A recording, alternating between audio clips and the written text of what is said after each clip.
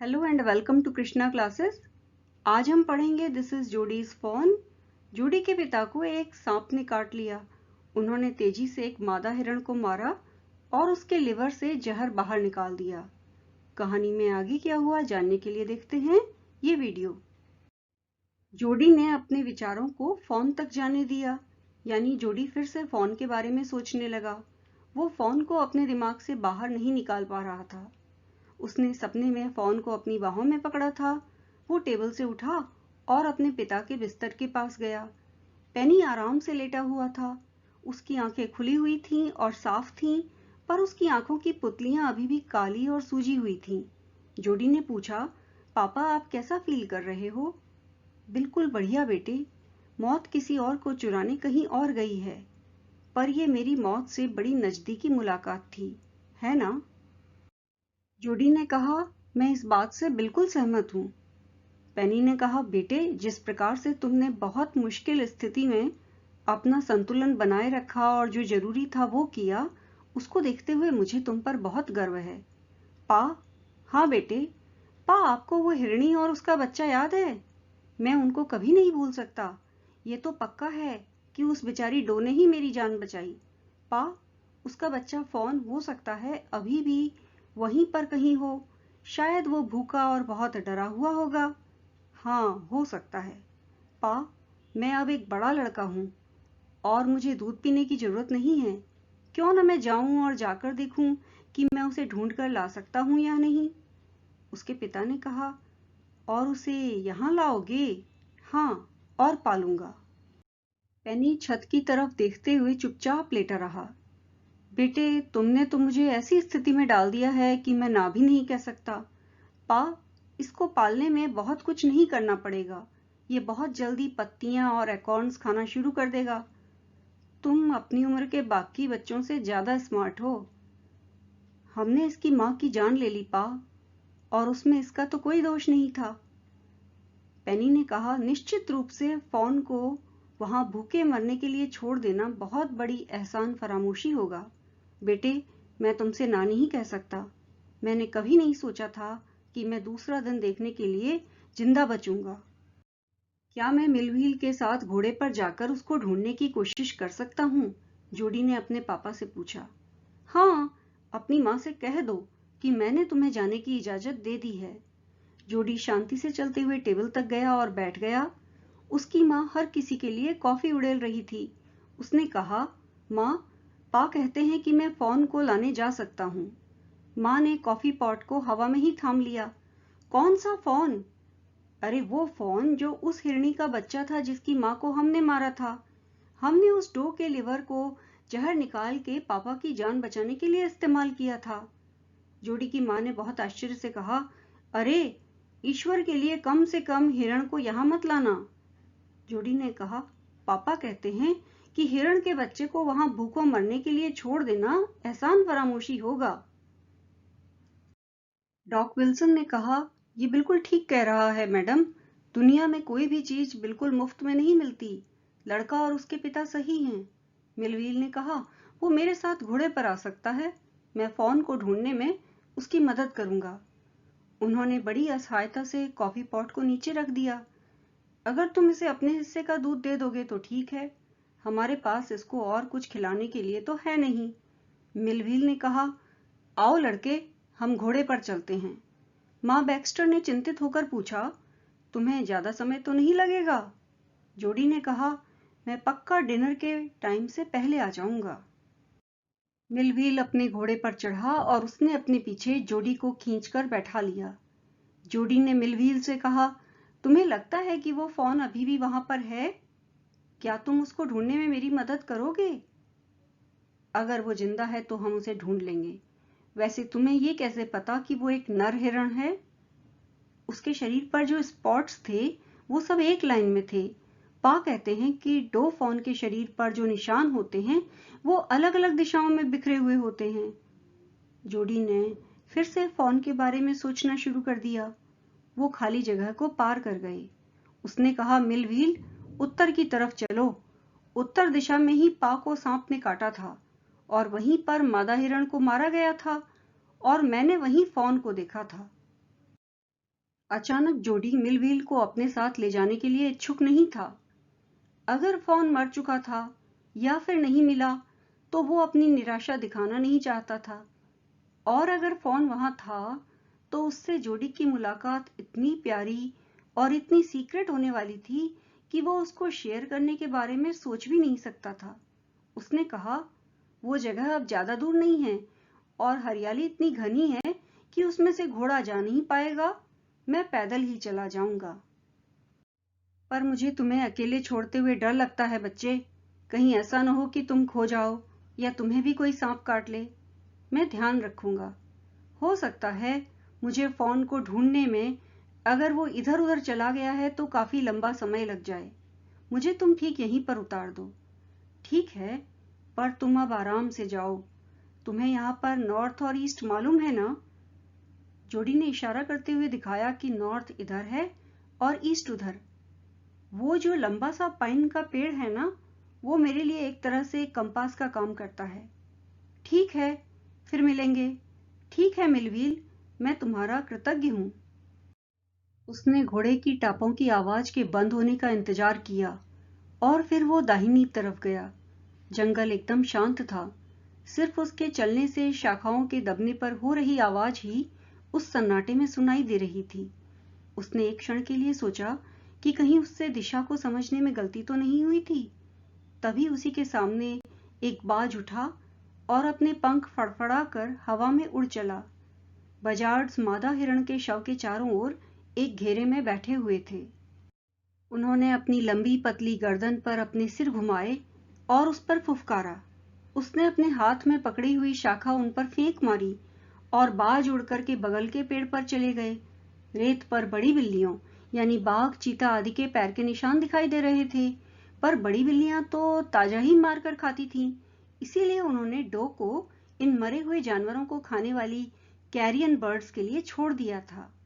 उसने जहां पर फॉन को देखा था वहां पर घास को हटाया। ऐसा संभव ही नहीं लग रहा था कि यह घटना कल ही हुई हो। फॉन तो वहां पर नहीं था। उसने क्लियरिंग के चक्कर लगाए, वहां पर कोई भी आवाज या संकेत नहीं दिखाई दिया। बाजों ने अपने पंख फड़फड़ाए और वो बड़े इम्पेशेंट थे कि फिर से डो को खाना दोबारा शुरू कर सकें।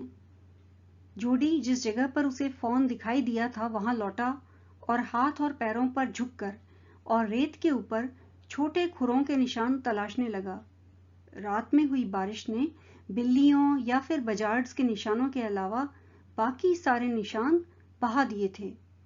उसके ठीक सामने अचानक हुए मूवमेंट ने उसे चौंका दिया, जिससे वो पीछे की तरफ लुढ़क गया। फॉन ने अपना चेहरा उसके चेहरे की तरफ उठाया। फॉन ने अपने सिर को आश्चर्य प्रकट करते हुए घुमाया और अपनी पनियाली आंखों की निगाह से जोडी को अंदर तक हिला दिया। यानी वो फॉन की लिक्विड भरी हुई असहाय सी आंखों को देखकर बहुत प्रभावित हो गया। फॉन कांप रहा था। उसने उठने या फिर दौड़ने का कोई प्रयास नहीं किया। जोडी को तो विश्वास ही नहीं हो पा रहा था कि फॉन वास्तव में उसके सामने है, इसलिए उसने फॉन को छूने के लिए मूव ही नहीं किया, बल्कि वो फुसफुसाया, ये मैं हूं। फॉन ने अपनी नाक उसको सूंघते हुए ऊपर उठाई। जोडी ने अपना हाथ आगे बढ़ाया और उसकी सॉफ्ट गर्दन पर रख दिया। वो तो फॉन को छूते ही बहुत उत्साहित हो गया। वो अपने हाथों और पैरों पर ही खिसक कर आगे बढ़ते हुए फॉन के पास आ गया। उसने फॉन को अपनी बाहों में घेर लिया। फॉन हिला तो नहीं, लेकिन वो हल्के से कांपा। उसने फॉन को ऐसे हल्के हल्के सहलाया जैसे कि वो एक चाइना डियर यानी कि चीनी मिट्टी का बना हो और टूट सकता हो। फॉन की स्किन बहुत सॉफ्ट थी। वो बहुत चिकनी, चमकीली और साफ थी और उसमें से घास की खुशबू आ रही थी। वो धीरे से उठा और उसने फॉन को जमीन से उठाया। फॉन के पैर निस्तेज से नीचे लटक रहे थे। वो आश्चर्यजनक रूप से लंबे थे और उसे फॉन को अपने हाथों में जितना ऊपर वो उठा सकता था उतना ऊपर उठाना पड़ा। उसे डर था कि कहीं फॉन अपनी मां को देख या सूंघ करके किक न करने लगे या मिमियाने न लगे। इसलिए वो क्लियरिंग के किनारे किनारे आगे बढ़ा और फिर झाड़ियों के बीच में से निकल चला। उसके लिए अपने बर्डन फॉन को हाथों में पकड़े रह करके चलना मुश्किल हो रहा था। फॉन के पैर झाड़ी में फंस रहे थे और वो अपने पैरों को आजादी से उठा नहीं पा रहा था। उसने इसके चेहरे को कांटेदार बेलों से बचाने की कोशिश की। फॉन का सिर उसके कदमों के साथ हिचकोले खा रहा था। फॉन ने उसको एक्सेप्ट कर लिया था। इस आश्चर्य को देखते हुए उसका दिल धड़क रहा था। वो पतले रास्ते पर पहुंचा और जितना तेज चल सकता था उतना तेज चला, जब तक कि वो घर जाने वाली सड़क के चौराहे पर नहीं पहुंच गया। वो आराम करने के लिए रुका और उसने फॉन को उसके लटकते हुए पैरों पर खड़ा कर दिया। फॉन डगमगाया और जूडी को देखते हुए उसने ब्लीट किया। जूडी ने इस बात से मंत्रमुग्ध होकर कहा, मैं सांस ले लूं, फिर तुमको ले चलता हूं। उसे अपने पिता की ये बात याद आई कि किसी फॉन को अगर आप पहले उठाकर लेकर चले हों तो फिर वो आपके पीछे चल पड़ता है। उसने धीरे धीरे चलना शुरू किया। फॉन उसको देखता रहा। वो फिर लौटकर इसके पास आया, सहलाया और फिर दोबारा चल दिया। फॉन ने लड़खड़ाते हुए कुछ कदम उसकी तरफ रखे और फिर दयनीय तरीके से कराहने लगा। ये उसके पीछे आने को तैयार था। ये उसी को बिलोंग करता था। ये उसका अपना था। वो खुशी से जैसे पागल ही हो उठा था। वो उसे सहलाना चाहता था, उसके साथ दौड़ना और कूदना चाहता था और उसे पुकार कर अपने पास बुलाना चाहता था। लेकिन वो उसे ऐसा अचानक करके डराना नहीं चाहता था। उसने फॉन को उठाया और उसे अपनी दोनों बाहों में पकड़कर ले चला। उसे लगा कि वो बगैर किसी प्रयास के ही चल रहा था। उसकी बाहें धीरे धीरे दर्द करने लगीं और फिर उसे रुकना पड़ा। जब वो दोबारा चला तो फॉन तुरंत ही उसके पीछे पीछे चल पड़ा। उसने फॉन को कुछ दूर तक चलने दिया, फिर उसे दोबारा उठा लिया। घर की दूरी तो अब उसे कुछ लग ही नहीं रही थी। वो पूरे दिन और रात उसे उठाकर और उसे अपने पीछे आते हुए देखकर चल सकता था। वो पसीने से भीग गया था, पर जून की सुबह हल्की हवा बह रही थी जिसने उसे ठंडक पहुंचाई। आसमान इतना साफ था जैसे कि किसी ब्लू चाइना के कप में नदी का पानी हो। वो खुली जगह में आया। रात भर की बारिश के बाद ये एकदम ताजगी और हरियाली भरी दिखाई दे रही थी। उसने लैच खोलने का प्रयास किया और आखिरकार इसे खोलने के लिए उसे फोन को नीचे रखना पड़ा। फिर उसके दिमाग में एक आइडिया आया। वो चलते हुए घर में जाएगा, पेनी के बेडरूम में जाएगा और फोन चलते हुए उसके पीछे पीछे आएगा।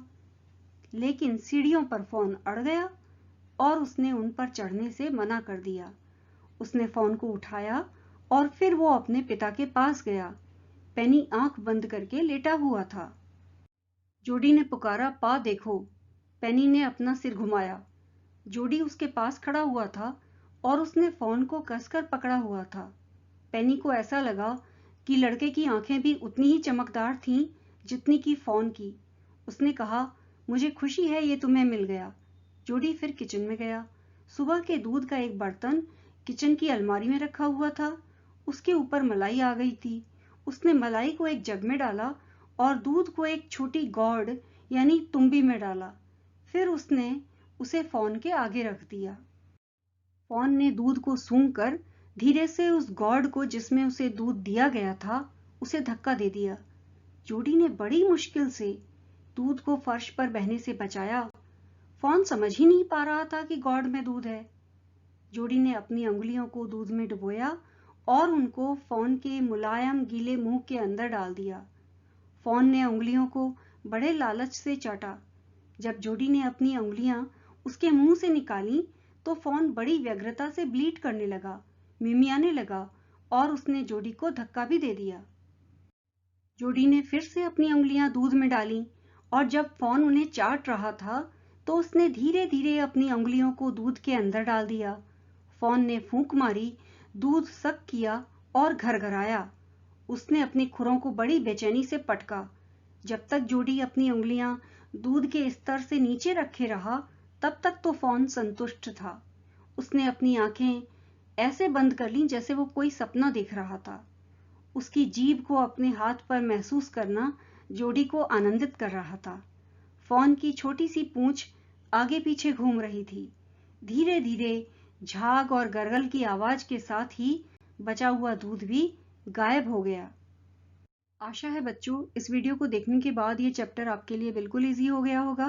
अगर आप आगे भी वीडियो देखते रहना चाहते हैं तो चैनल को सब्सक्राइब करना और बेल आइकन को दबाना बिल्कुल मत भूलिएगा, ताकि जब भी कोई वीडियो आगे अपलोड किया जाए तो आपको उसका नोटिफिकेशन मिल सके।